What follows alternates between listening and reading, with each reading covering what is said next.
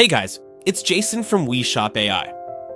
Let's say I have a side view photo and I want to change the model and background, but I want to keep the same pose. How do I do that? Let's figure this out. First, head over to WeShop AI and open the AI model.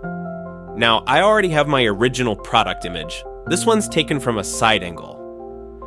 Create a new task and upload your image. Here's a tip. If your image has a side or back view, make sure to select Free Model, because some other models might distort when the pose angle is not front-facing. Select the background that is fit. Now hit Generate. You'll see now the pose has changed. Now how do I change it back? Hover over your selected results. See a button right there? Click and send this to change pose. Remember the pose? Type in the pose description to change it back.